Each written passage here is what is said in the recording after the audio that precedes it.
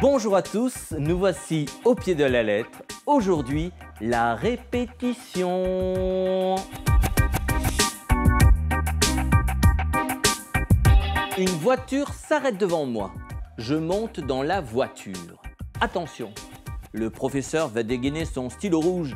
Il aurait mieux valu écrire « Une voiture s'arrête devant moi, je monte à son bord » pour éviter la répétition du mot « voiture ».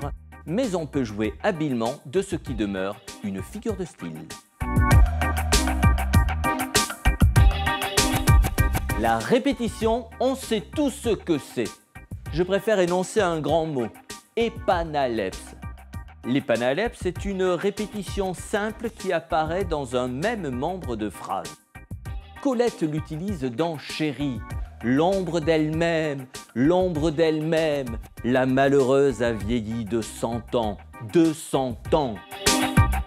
La répétition exprime toutes sortes de choses comme l'impatience de Johnny Hallyday. Je t'attends, je t'attends, je t'attends. Ou alors sa passion. Que je t'aime, que je t'aime, que je t'aime. Elle permet de renforcer le sens, de marquer par exemple la douleur et la lassitude chez Stromae. Alors on danse, alors on danse. Certains poètes l'ont employé pour signifier la fuite du temps. Le temps s'en va, madame, écriront ça. Même procédé chez Léo Ferré.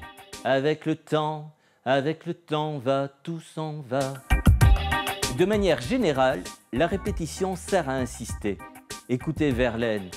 Oh triste, triste était mon âme, à cause d'une femme. C'est quand même mieux que t'es si mignon, mais gros de René Lataupe. Insister pour convaincre, c'est ce que faisait Charles de Gaulle dans son appel du 18 juin. Car la France n'est pas seule, elle n'est pas seule, elle n'est pas seule. Pour des motifs moins nobles, la pub martèle le nom d'un produit ou parle d'une lessive qui lave plus blanc que blanc.